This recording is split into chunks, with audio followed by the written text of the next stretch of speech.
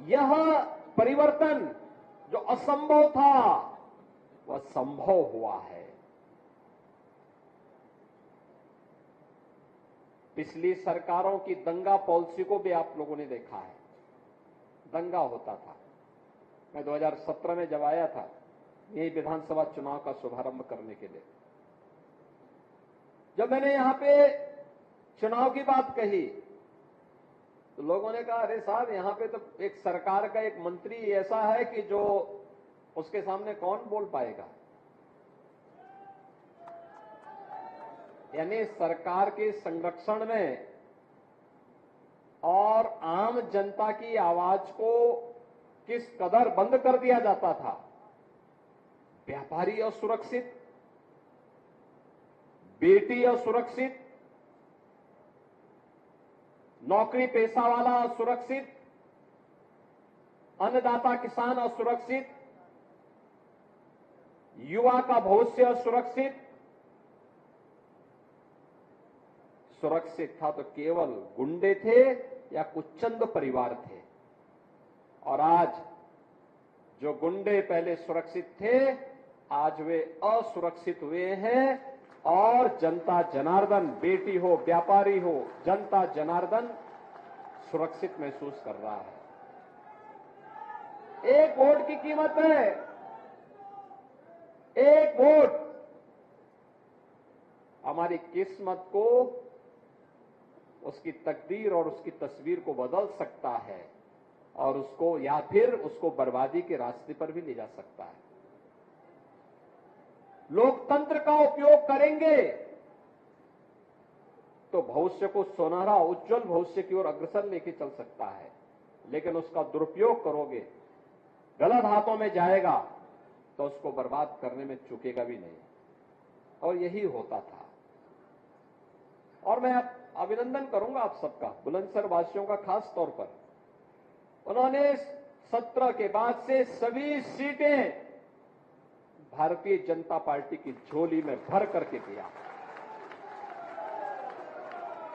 कोई सोचता था बुलंदशहर में गंगा एक्सप्रेसवे जाएगी, वह साकार हो रहा है। आप बुलंदशहर में बैठेंगे 6 घंटे में। इस वर्ष के बाद, इस वर्ष के अंत तक ऐसा प्रयास हो रहा है कि प्रयागराज में अगले वर्ष कुंभ का आयोजन होगा, तो उस कुंभ के आयोजन में बुलंदशहर के लोग 6 से 8 घंटे में सीधे पहुंच जाएंगे।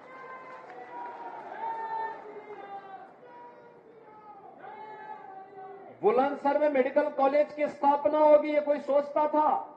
आज वो सपना साकार हुआ है। खुर्जा का क्रॉकरी के बारे में कोई सोचता था कि इसको पहचान मिलेगी? प्रधानमंत्री जी ने जब विदेश दौरे पर गए तो तत्कालीन इंग्लैंड के प्रधानमंत्री थे, उनको यही का ओडीओपी भेंट दिया था। छा गया था बुलंदशहर दुनिया के अंदर। ये वोट की कीमत है।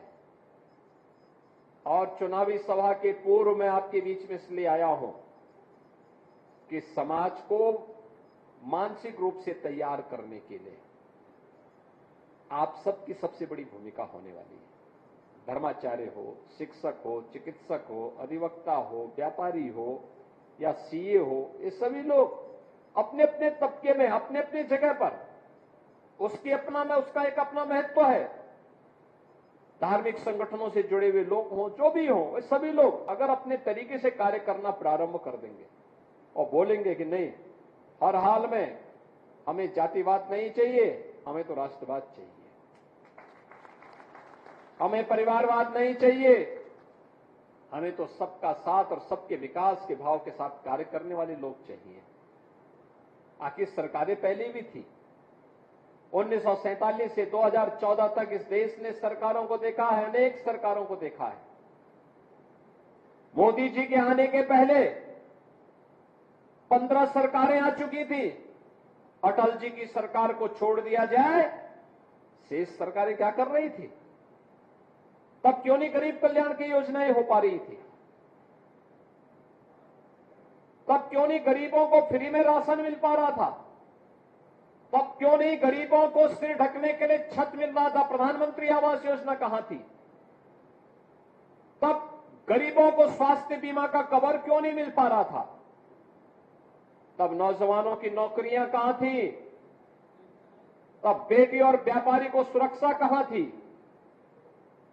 ये लोग केवल उपयोग करते रहे, समाज को जातिवाद के नाम पर बांटते रहे, अराजकता कर फैलाते रहे और उन पेशेवर गुंडे, अपराधियों और दंगाइयों को प्रश्रय देकर के अपनी राजनीतिक रोटी सेंकते रहे।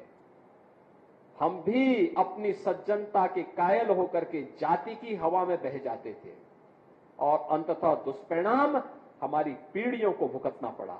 हमारा ये उत्तर प्रदेश, जिस उत्तर प्रदेश के बारे में लोग कहते हैं यूपी का मतलब क्या कहते, मैं कहता हूं यूपी का मतलब अनलिमिटेड पोटेंशियल, असीमित संभावना,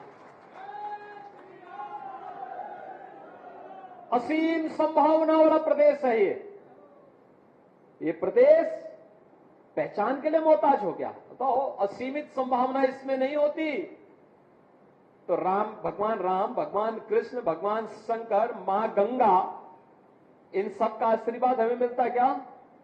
दुनिया की सबसे उर्वरा भूमि हमारे पास क्या नहीं हमारे पास है? सबसे अच्छे हस्तशिल्पी हमारे पास, सबसे अधिक योग्य युवा हमारे पास, तो हम हाथ क्यों फैलाएंगे?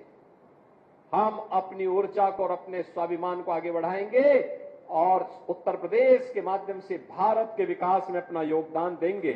आज यही उत्तर प्रदेश कर रहा है। जिस उत्तर प्रदेश को पिछली सरकारों ने बदहाल बना दिया था, वही उत्तर प्रदेश आज मोदी जी के नेतृत्व में देश की अग्रणी अर्थव्यवस्था बन रहा है। जिस उत्तर प्रदेश में कोई निवेश नहीं करना चाहता था, मैं देख रहा था अभी प्रधानमंत्री जी ने 10.5 लाख करोड़ रुपए के निवेश के प्रस्ताव को जमीनी धरातल पर उतारा है। लगभग 40,000 करोड़ रुपए का अकेले बुलंदशहर में आया है। बहनों और भाइयों, ये जो निवेश के प्रस्ताव हैं, लाखों नौजवानों के लिए नौकरी के प्रस्ताव हैं। लाखों नौजवान नौकरी और रोजगार पाएगा। विकास के कार्य इसके साथ चलेंगे और इसीलिए मैं आपका आह्वान करने के लिए आया हूं कि लोगों को मानसिक रूप से तैयार करने के लिए। मैं जानता हूं डॉक्टर भोला सिंह को कोई समस्या नहीं चुनाव जीतने में, आपका आशीर्वाद उसके साथ है। आपने 2014 में उन्हें रिकॉर्ड वोटों से चुनाव जिता के भेजा। 2019 में भी आपने उन्हें रिकॉर्ड वोटों से चुनाव जिता करके भेजा और अब अपेक्षा होगी जब पूरा देश एक आवाज में कह रहा है, एक आवाज पूरे देश के अंदर चलेगी, फिर एक बार मोदी सरकार। क्या आवाज आ रही है? फिर एक बार, फिर एक बार, फिर एक बार मोदी सरकार, फिर एक बार मोदी सरकार की आवाज जब पूरे देश के अंदर सुनाई दे रही है, क्योंकि देश की तस्वीर और तकदीर मोदी जी ने बदल के रख दिया है। दुनिया के अंदर भारत का सम्मान बढ़ गया, भारत की सीमाएं सुरक्षित हुई हैं,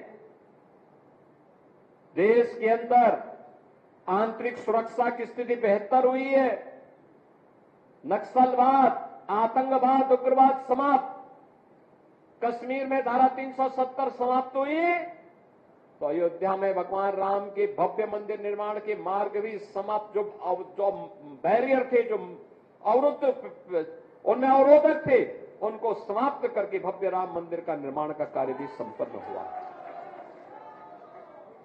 काशी में काशी विश्वनाथ धाम, ये सभी कार्य हुए।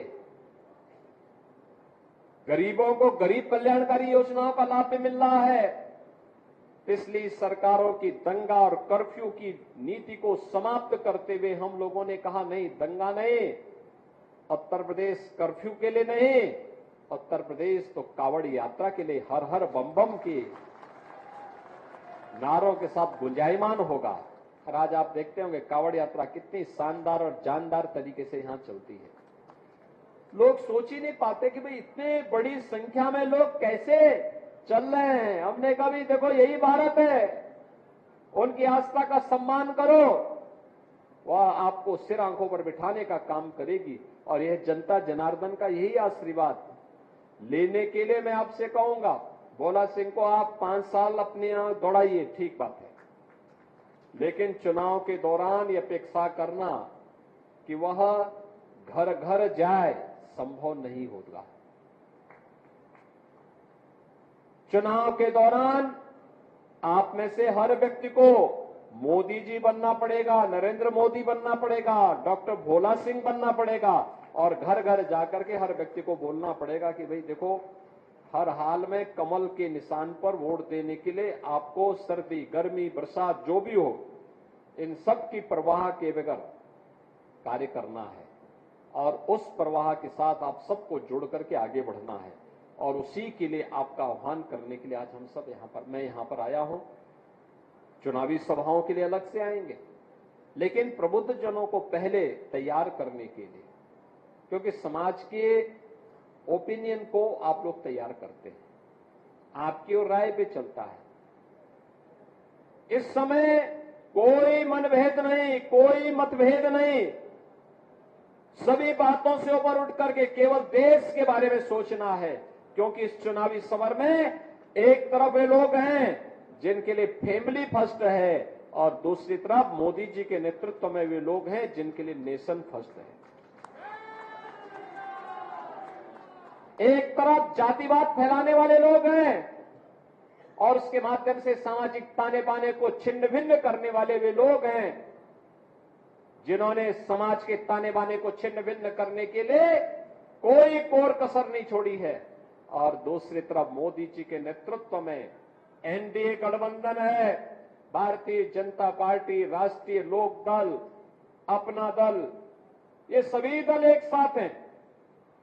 राष्ट्रीय स्तर पर बड़ा अलायंस एनडीए के पास भी है जो एक साथ सबका साथ और सबके विकास के लिए सोचता है। पूरे देश के अंदर मोदी जी के लिए कोई परिवार नहीं, मोदी जी के लिए 140 करोड़ का भारत ही अपना परिवार है। इस भाव के साथ उनके द्वारा कार्य किया जा रहा है और इसीलिए आज के इस अवसर पर मैं आपका आह्वान करने के लिए आया हूं कि जब ये आवाज पूरे देश के अंदर गूंज रही तो देश की आवाज के साथ बुलंदशहर की आवाज भी बुलंद होनी चाहिए। सहमत हैं? सभी लोग सहमत हैं? पिछला रिकॉर्ड टूटेगा, सभी रिकॉर्ड टूटेगा। क्यों? हमारे विधायकगण सहमत है ना? रिकॉर्ड टूटेगा ना? तो रिकॉर्ड तोड़ने के लिए ही मैं आपके बीच आया हूं कि रिकॉर्ड तोड़ने के लिए हम लोग देखेंगे बुलंदशहर के उसको।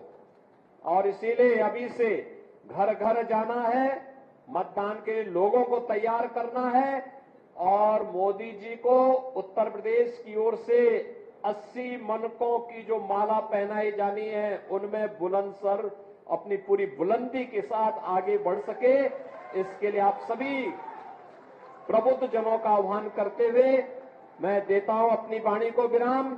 जय जय श्री राम।